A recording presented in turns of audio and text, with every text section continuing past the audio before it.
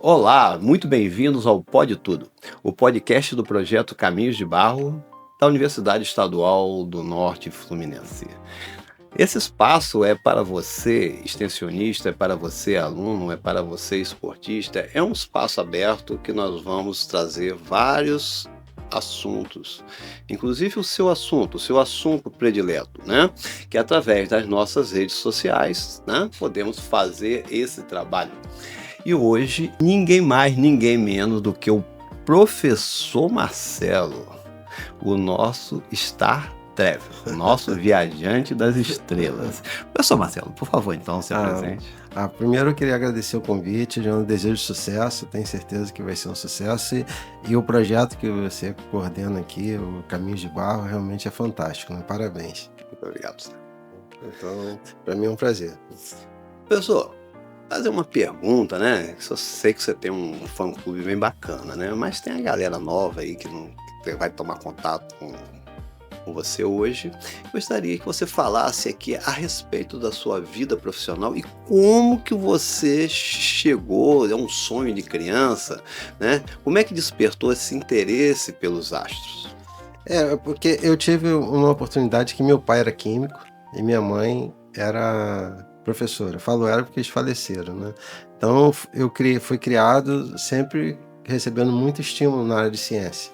Então eu tinha bastante livros, tinha muito acesso à informação e meu pai fez o possível para fazer química, então ele sempre trazia o material, então eu sempre tive envolvido com ciência.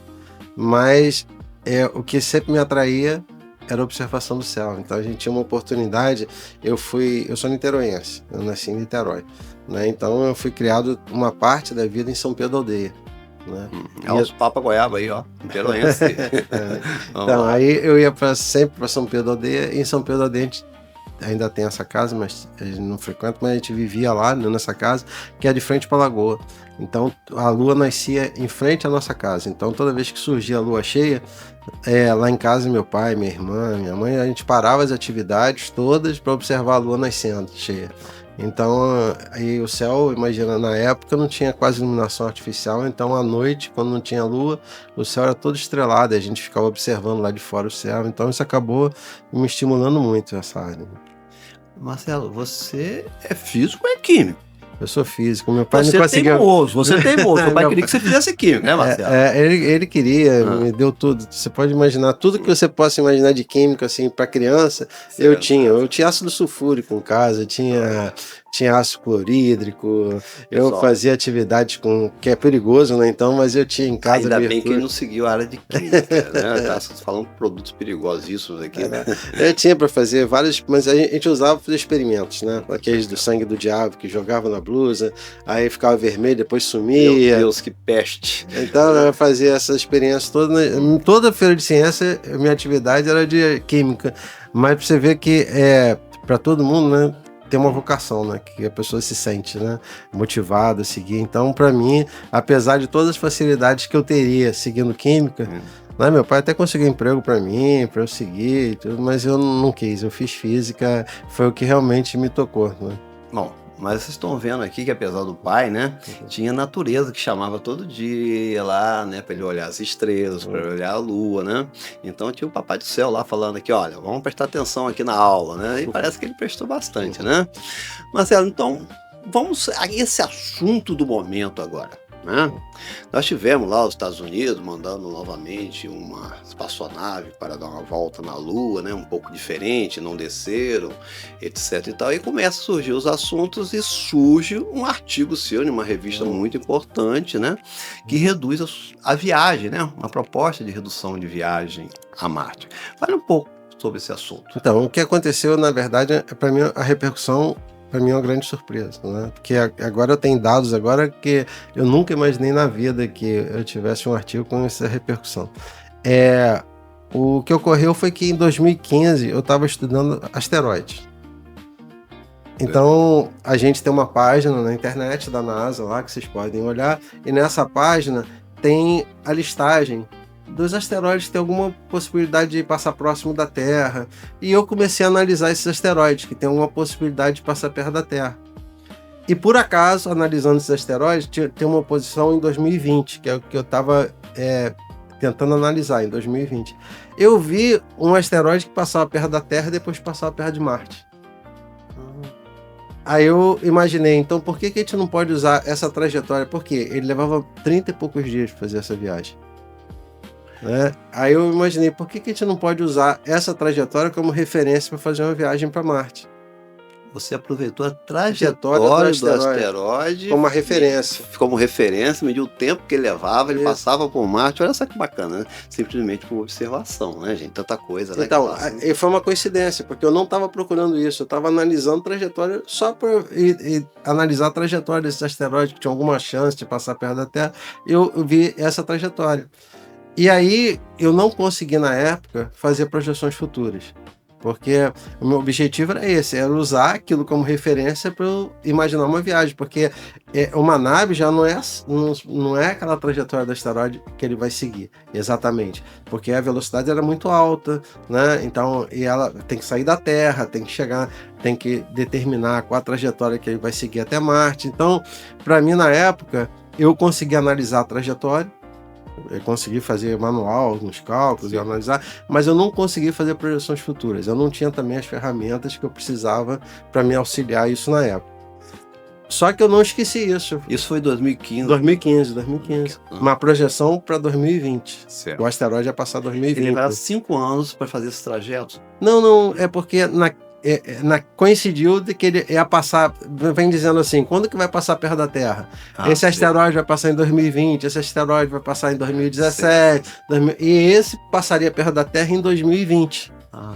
Então, mas era perto da oposição justamente quando ia ter uma viagem para Marte.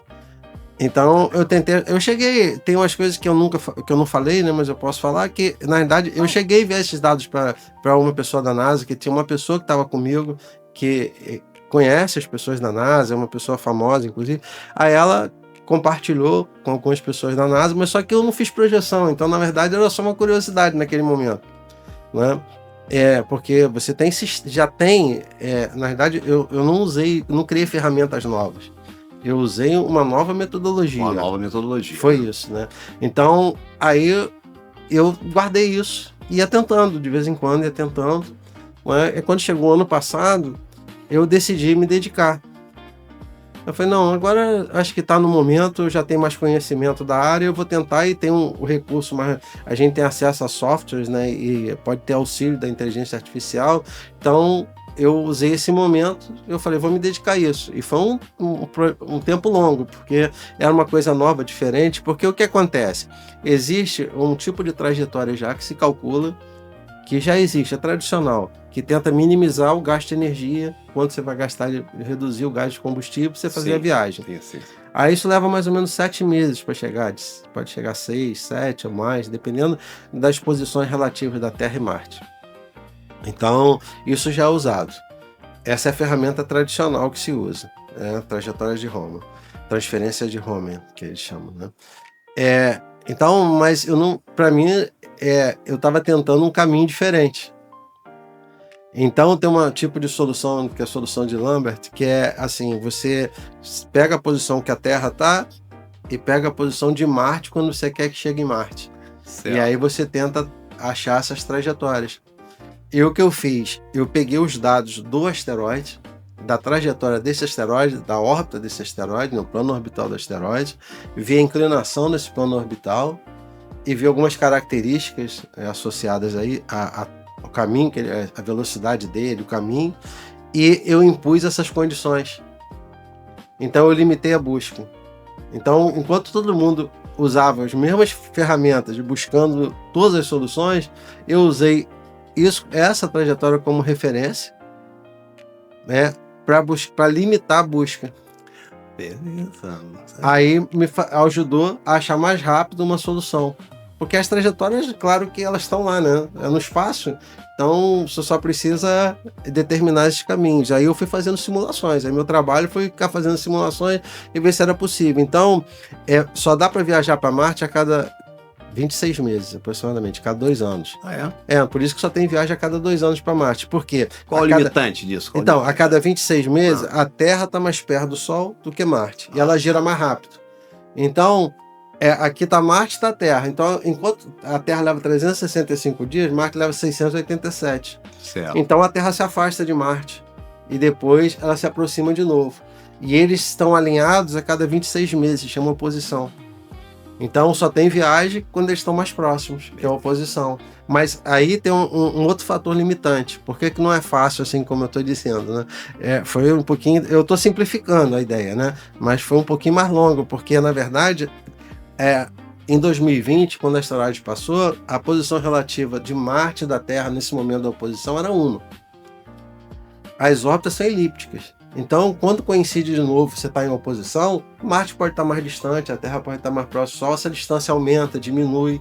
Então, ela tem uns valores que ela pode chegar a mais de 100 milhões de quilômetros ou pode chegar a menos de 60 milhões de quilômetros. Então, são diferentes, a inclinação deles também relativa, né? É diferente, então a da órbita é diferente naquele ponto. Então tem vários fatores que mudam. Sim. Então eu fui tentando. A partir de 2025, a próxima é 2027. Certo. Quando ia ter outra posição. Não consegui bons resultados. O que é bons resultados que eu estava querendo? Eu queria um resultado com no limite da tecnologia que a gente tem hoje. Porque para fazer uma viagem rápida, se tiver uma nave com muita energia, que alcança a velocidade gigantesca, você faz, né? Mas eu queria usar a tecnologia que a gente tem hoje. O limite para tornar factível uma viagem como essa. Foi isso que acabou tendo grande repercussão, foi essa a minha escolha. Aí eu fui buscando, em 2027 eu não consegui usando essas condições. Em 2029 eu não consegui novamente. Em 2031 eu consegui um bom resultado. Bacana. Marcelo, eu sei que você tem os seus seguidores, né, o pessoal que conhece a astronomia, né, conhece essa linguagem, né, mas falar de um modo geral para todos, né, eu queria focar o seguinte, né, nós estamos aqui com um cientista da UENF, né, falando aqui muitos anos de pesquisa, e ele está falando aqui que ele segue parâmetros, né, seguidos pela NASA, né, que é a maior agência de pesquisa espacial que nós temos no mundo atualmente, né, temos outros países, mas é uma referência muito grande, né? Então, a respeito da NASA, você falou que eles conversaram com você um período aqui? Quando eu analisei essa primeira trajetória do asteroide, tinha uma pessoa aqui, que inclusive ela foi para o espaço, ela me conhece, então, e ela me ajudou. Ela foi para o espaço, então passei para o espaço, não foi para o espaço não. Vamos lá. Não, ela teve em órbita da Terra. Tô quebrando um pouquinho aqui, né, para vocês. Ela teve em órbita da Terra, foi uma astronauta. Foi na órbita da Terra, bacana. Ela teve aqui em Campos, alguns astronautas tiveram aqui em Campos. Olha que bacana, o Buzz Aldrin teve em Campos, tipo, caminhou na Lua. Charlie Duck caminhou na Lua, teve em Campos. O Paulo Nespo, da Agência Espacial Italiana, teve em Campos. Bacana, 2 cosmonautas russos tiveram aqui em Campos. A Anu Chansari, que é uma exploradora espacial que pagou a viagem dela para o espaço, teve em Campos. O Marcos Pontes esteve aqui em Campos, um astronauta brasileiro. O Marcos Pontes, né? Então, a gente teve várias pessoas já tiveram pessoas aqui de 35 países do mundo, já tiveram aqui em Campos. Né? A importância da nossa pesquisa aqui, do nosso professor, né? Eles estiveram aqui, então... na realidade, não foi um contato meu direto. Na realidade, houve um intermediário que achou interessante esses dados, levou para uma pessoa que ela conhecia, que trabalhava com isso na NASA, ele analisou, e como não tinha previsões futuras, na verdade, era interessante a trajetória do asteroide, mas não era uma coisa, você imagina, você trabalha o tempo todinho fazendo, usando aquilo ali... Simulações, né? Simulações. Você já faz isso. Então, você tem que mostrar que aquilo ali vai dar um resultado diferente ou vai facilitar você obter o resultado. Perfeito. Se você manda só... eu não tinha previsões futuras. Eu tinha só observação do asteroide. É uma coisa que, na época... eles consideram, foi uma ou duas pessoas, eles consideraram uma coisa interessante, mas que ele trabalha em outras, ele já estava fazendo as simulações, então ele achava que talvez fosse um caminho que não ia mudar muito o que ele estava fazendo na época, né? Então, eu achava que era um auxílio, e eu fui tentando, aí quando chegou ano passado eu obtive um bom resultado, mas você sabe que ciência não basta dizer, né? Né? Exato. Ciência, não basta eu chegar e dizer assim, eu achei um bom resultado. Não é isso não. Isso não tem valor nenhum para a ciência, né? São vários pesquisadores e está alimentando um banco de dados, né? Onde vários pesquisadores têm pesquisas também e foi aceito, né? A sugestão, o trabalho dele. Qual é a revista, né? Fala um pouco dessa revista, então, é importante essa revista. Aí o caminho, eu achei o resultado e eu coloquei como pré-print primeiro. E eu não achei a solução direto. Certo. Eu achei primeiro de ida, aí eu vi as soluções rápidas, eu achei 2 modelos, um com a tecnologia atual e um se tiver uma tecnologia mais moderna para chegar mais rápido ainda, então daria para ir voltar em 5 meses. Aí eu fiz, primeiro eu achei a ida, aí eu botei como pré-print para eu ter comentários e ver. Aí depois eu senti mais confiante, aí eu resolvi fazer a volta. Aí eu publiquei um outro pré-print já com a missão completa, ida e volta. Ida e volta, né? Aí, com esse resultado, eu estava confiante, eu achei que era uma coisa nova, porque, na verdade, tem outra curiosidade sobre isso. Só eu que tinha esses dados, provavelmente, no mundo. Eu vou explicar por quê. Porque toda vez que você vai olhando para os asteroides, vai tirando imagens, você vai refinando a trajetória. Você imagina, você vai fazer uma trajetória, você observou durante um período. Então, aqueles dados vão ser usados para fazer, imaginar, né, ou desenvolver um modelo da trajetória daquele asteroide. Certo. Se você tem mais dados, você vai refinar essa trajetória. Certo. Você vai encontrar uma trajetória mais precisa, que esteja mais, que represente melhor a trajetória real desse asteroide. Um modelo estatístico, né? Um Isso. refinamento. Então, aí as pessoas vão observando mais. E esses dados, aí o que aconteceu? Aquela solução era a 11ª solução. E depois, ele não tem mais essa trajetória. Hoje, se você olhar esse asteroide em 2020, ele não faz mais essa trajetória que eu usei.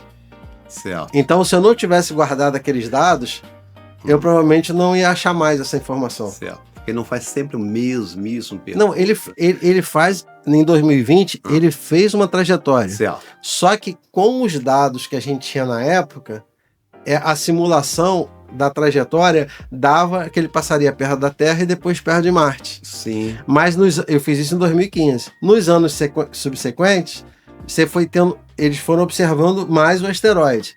E quando eles foram colocando mais dados para poder fazer a simulação da trajetória, ela mudou. Entendi. Então a trajetória real do asteroide, ou que se aproxima mais da real, não foi a que eu usei. A que eu usei foi uma solução preliminar. Por isso que o artigo cita isso no título. É uma solução antiga, anterior, ou seja, inicial do asteroide. Então hoje você teria que ir no banco de dados, no arquivo da NASA e voltar e pegar essa 11ª solução que foi o que eu usei.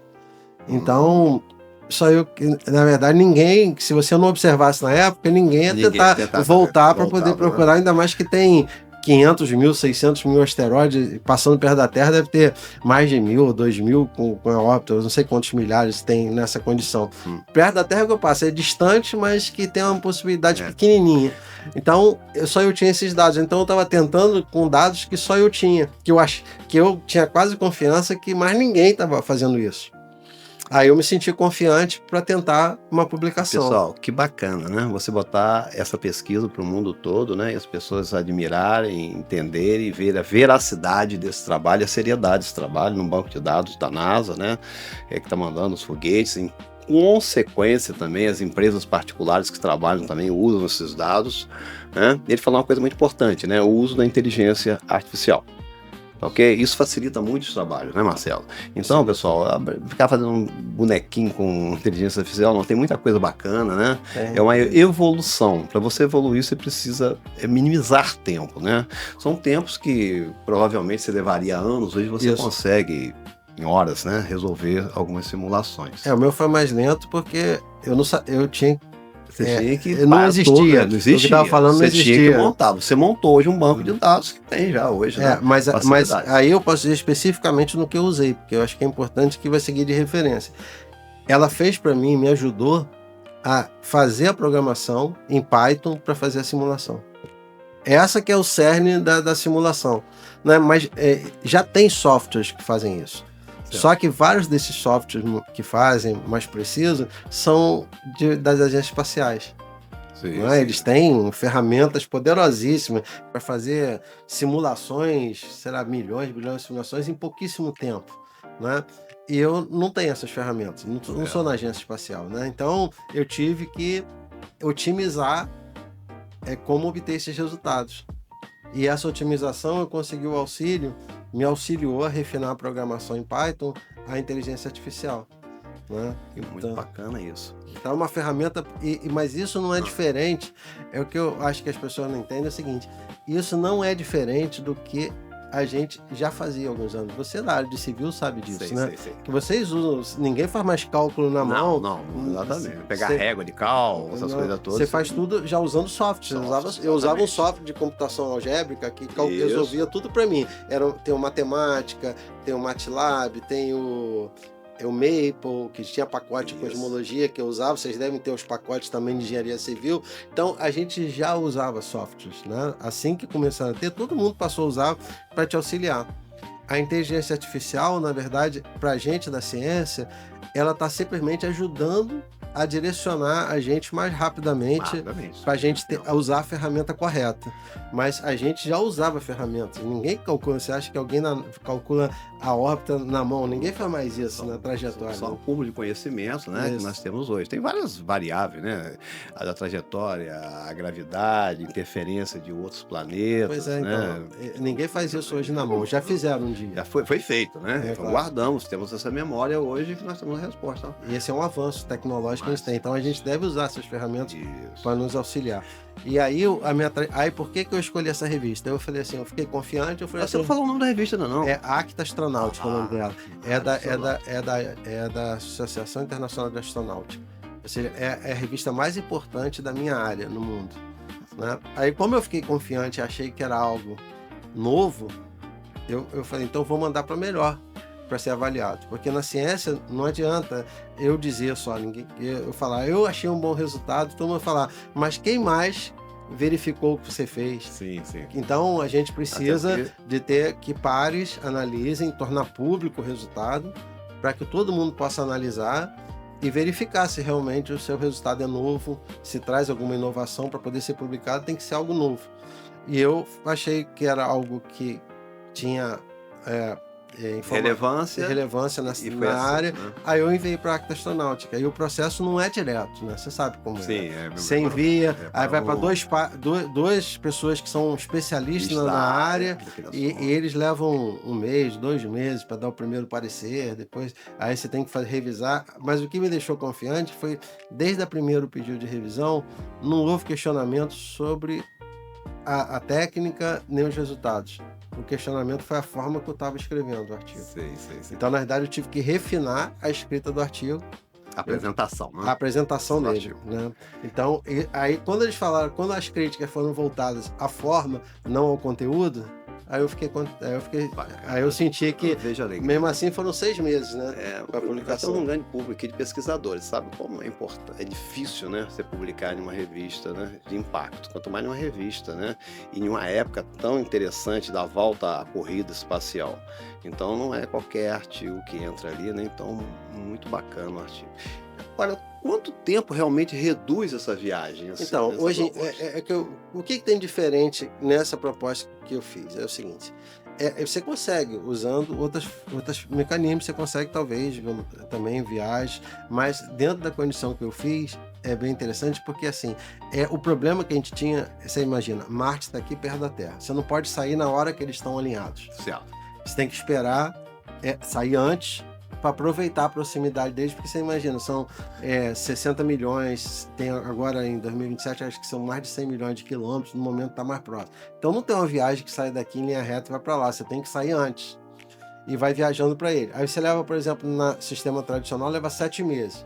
Quando você chega em Marte, 7 meses a Terra já está mais longe, não dá para voltar. Então você tem que esperar de novo eles estarem próximos para poder retornar. Por isso que leva mais de 2 anos uma viagem de volta. Não pela viagem, é por causa das condições favoráveis para o retorno. Aí, na solução que eu obtive com energias e condições suficientes, no limite do que a gente tem hoje, você faria essa viagem em 56 dias. Então, menos de 2 meses. Isso quer dizer que quando chegar em Marte, a Terra não se afastou muito ainda. Ah, sei. Então eu consigo que ele permaneça 30 dias e depois ele retorne, em 135 dias ele chega na Terra. Então dá um total de 7 meses e pouquinho, 226 dias. Então reduz de 2 anos para aproximadamente 7 meses.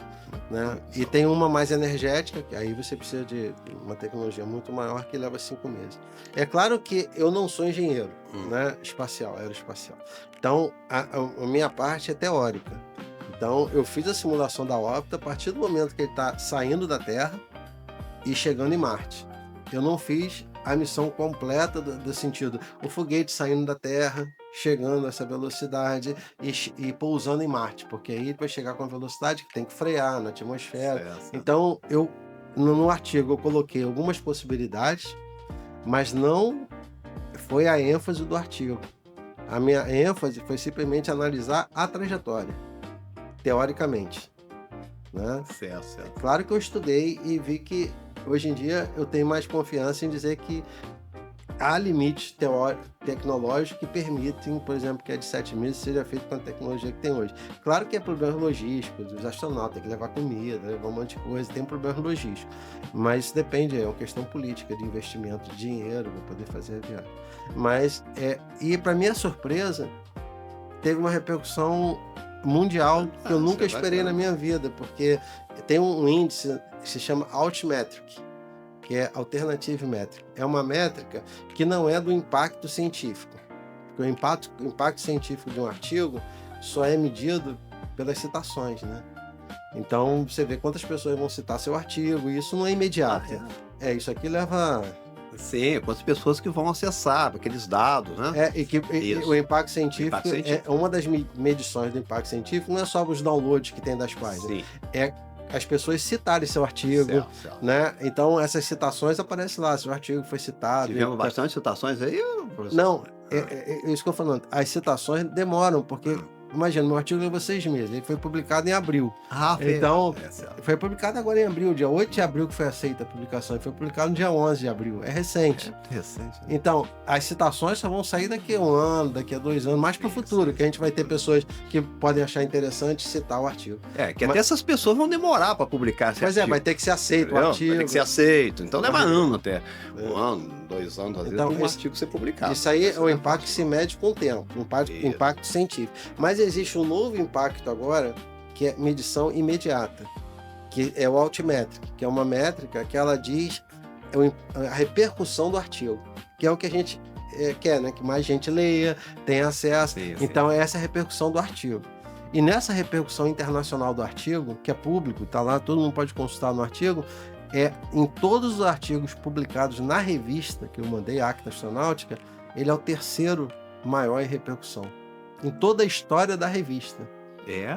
Em toda a história da revista. E na época, eles medem agora também os artigos na época. Por exemplo, você publicou um artigo hoje.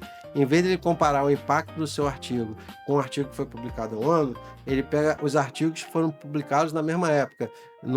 6 semanas. 3 semanas antes, 3 semanas depois do seu artigo e compara. Sim. Ele foi o artigo com maior repercussão no mundo. Professor, imagina... Então, para nossa galerinha que está aí nos assistindo aí, né? Vocês estão querendo, uns gostam bastante desse assunto, como é que eles podem acessar esse artigo? Então, o artigo é público. É público, então dá a dica para ele, dá o caminho da... Tá na Acta Astronáutica. Acta Astronáutica. Né? É só entrar na Acta Astronáutica lá, que tem a edição lá de setembro. Esse que é outra coisa interessante, a revista de setembro está publicada agora. Porque eles têm a sequência desde publicação, certo. Então é de setembro, mas já está disponível desde abril. Então de abril está lá disponível, de setembro de 2026. É gratuito, né? Não, e aí, pessoal, vamos lá ler o artigo. E uma coisa legal para todo mundo que está fazendo pesquisa agora, as revistas cobram para publicar o artigo. Pô, é caro, não é barato não. A publicação nessa revista, se eu não me engano, é 3.700, quase $4.000. $4.000. Quase $4.000. Mesmo que depois que você faz tudo... R$20.000, tá? Depois que você faz tudo, tem que pagar isso. Pagar para publicar. Mas eu enviei no sistema gratuito, que o sistema gratuito dessa revista, assim, não fica público, só acesso. Só que o governo brasileiro agora, ele está pagando as nossas publicações. Bacana. O ACAP está pagando. Então você envia para certas revistas, né, que são as melhores do mundo, né, na Nature, algumas editoras, Elsevier, que foi a que eu publiquei, as outras, Spring, as outras editoras fizeram um acordo com o governo brasileiro, e o governo brasileiro paga as publicações. Então, depois que o artigo foi aceito, eu recebi um convite, uma mensagem da revista querendo saber se eu queria tornar público, porque o governo brasileiro ia pagar a publicação. Então, na verdade, boa, né? ela está pública porque a CAPES pagou a publicação. Então, todos nós temos esse direito agora. Né? Então, se enviar para as revistas, as melhores revistas do mundo, a CAPES vai pagar a publicação do artigo. Boa iniciativa do governo, né? Nós estamos numa era tecnológica, nós precisamos também interagir, né, com os cientistas de outros países, né? Então isso é uma maneira de nós termos acesso aos trabalhos deles, eles terem acesso também ao nosso trabalho. Mas agora eu vou ter uma garotada que está nos assistindo ali. Eu só tenho um clubinho aí. Como é que vamos falar sobre esse clubinho aí? O Clube de Astronomia nosso completou 30 anos. Olha, agora, 30 anos, dia 26 de maio.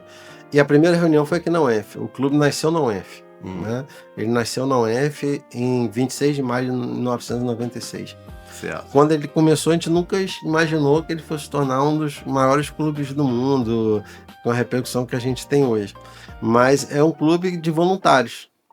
Né? Eu trabalho aqui na UENF, tem pessoas que trabalham em outras instituições, e a gente se une e vai fazendo atividades em praça pública, levar telescópio, fazer atividades. Então, é assim que funciona o nosso grupo. A gente cresceu, tem várias parcerias internacionais, e todo mundo que participa dele tem acesso aos nossos equipamentos. A gente tem vários equipamentos. Então, quero dar uma olhadinha lá em Marte, posso chegar lá a gente tem vários. Tranquilo, e a gente não tem sede. A gente usa os espaços públicos. A gente observa aqui na UENF várias vezes no gramado aqui na frente, aqui à noite. Eu fico às vezes aqui observando na Praça São Salvador, em outros municípios. A gente tem parceria com vários municípios agora. E a gente tem os equipamentos. É só achar a gente online. Online, né? A gente tá lá no Facebook, Instagram, em tudo que é lugar. Vocês têm uma agenda aí, não tem? Tem agenda. O próximo evento que vocês vão ter aqui nas proximidades vai ser aonde? Então, a gente vai ter um mês que a gente tá ajustando a programação, que vai ser o mês do astroturismo, que é julho. Em julho agora? Julho agora, a gente vai estar fazendo várias atividades de observação pública e eventos em cidades falando sobre a observação do céu, porque uma das preocupações nossas agora é a poluição luminosa, né? Tem tanta luz artificial que você olha para o céu e não consegue mais ver as estrelas. Então, os satélites atrapalham. E agora tem satélites, constelações de satélites também. Então, isso aí, a iluminação excessiva traz problemas para a nossa saúde. Né? Você perde a noção de dia e noite, tem problemas para dormir, né? Os animais, a presa... Perde a orientação, né? E também a presa se esconde no escuro. Se você ilumina, o predador vai ver a presa e ataca ela. Então, covardia, não pode. Pois não tem mais vagalume, porque o vagalume precisa de estar escuro, para aquele é o ritual do acasalamento. Se você ilumina, não vai se ver o vagalume piscando. Então, está sumindo os vagalumes, está sumindo vários. Professor, essa agenda, como é que o pessoal e os nossos espectadores vão ter acesso? Então, na nossa página a gente divulga, a gente sempre divulga. Então, a página, repetir para eles aí. É só Luiz Cruz, o nosso clube está aqui, Luiz Cruz. Luiz Cruz. Luiz com Ozinho no meio, em francês, Luiz Cruz. Só tem a gente, CRULS.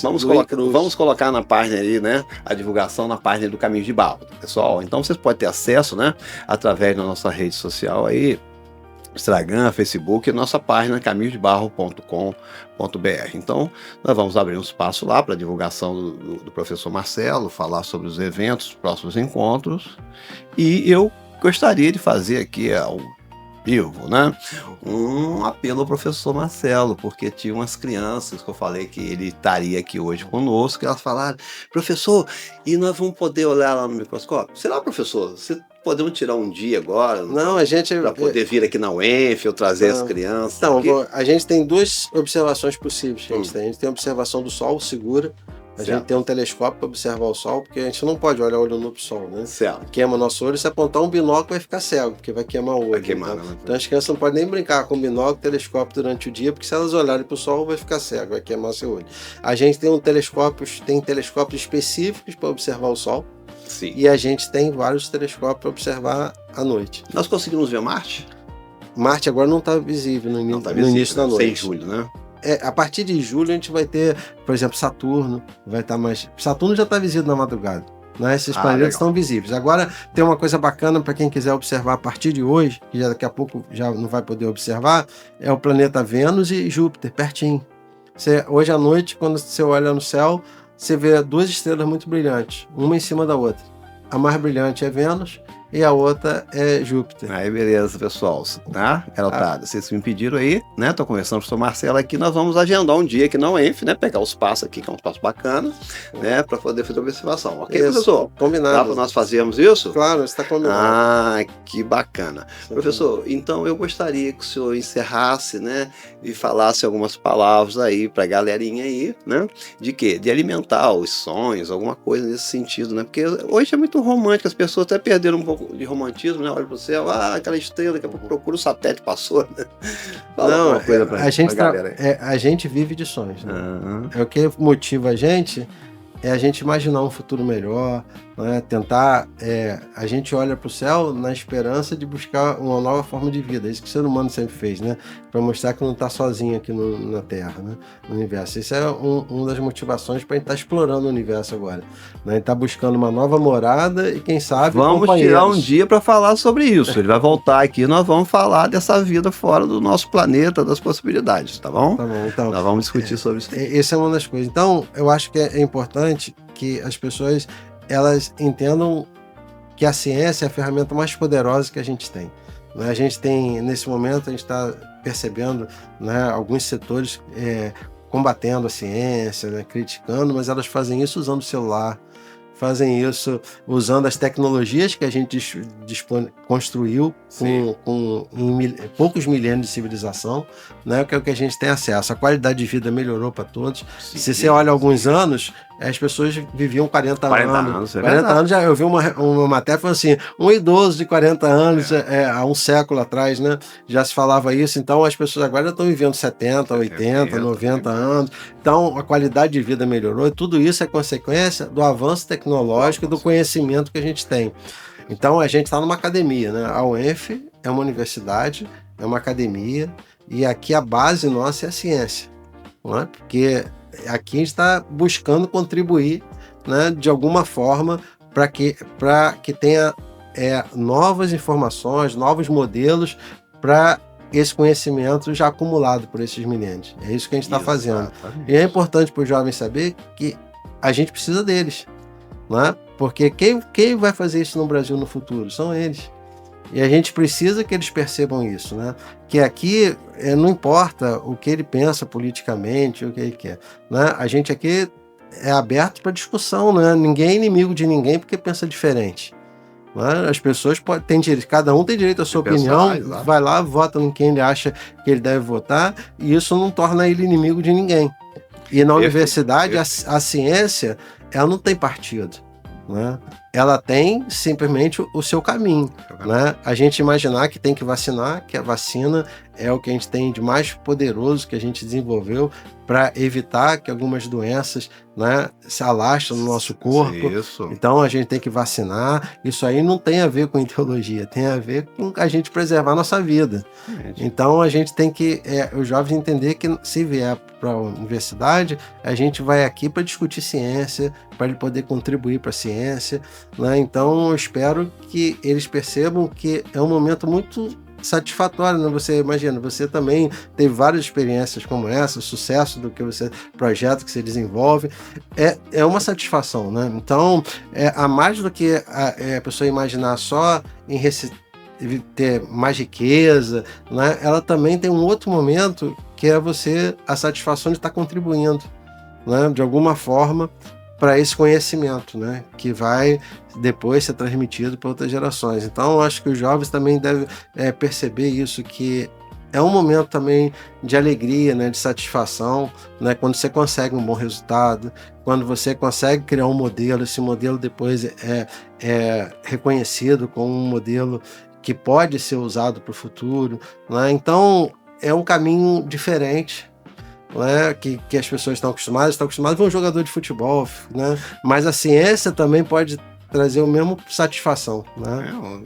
Exatamente, a ciência hoje trabalha, os atletas, os campeões olímpicos aí estão usando a ciência para fazer exercício nos músculos aonde interessa, para correr, né, para ter mais Todos. força em determinados músculos, e eles conseguem bater grandes recordes aí.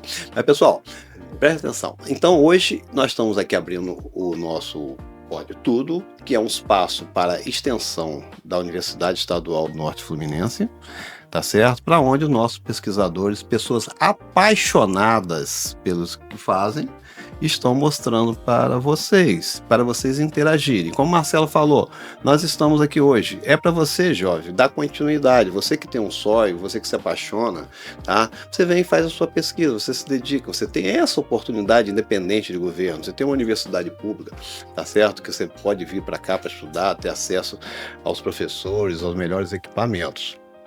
Então, a extensão universitária, temos vários projetos aqui que serão apresentados, temos vários trabalhos de pesquisadores aqui também que serão apresentados, né? E também temos médicos, esportistas, várias pessoas que serão entrevistadas para podermos agregar valores. Então, eu espero que vocês estejam conosco, que vocês interajam conosco através das nossas redes sociais, que vocês entrem no nosso site caminhosdebarro.com.br. Nós temos aqui o nosso curso de artesanato, tá? Nós estamos aqui com o Marcelo aqui, que já combinou, garotada. Nós vamos olhar as estrelas aí, né? Vamos marcar um dia para vocês virem ao ENF, né? E também ver a programação, né, do professor Marcelo, tá certo? E vou agradecer, professor Marcelo, Eu tá que bom? agradeço, obrigado. Tá certo? Muito obrigado mesmo, né? Nada, Fico prazer. muito feliz que nós estamos aqui há muito tempo. Ele está em 94, eu estava aqui em 93, né? Então estamos em 2026 aqui, tendo essa oportunidade de estar conversando com vocês.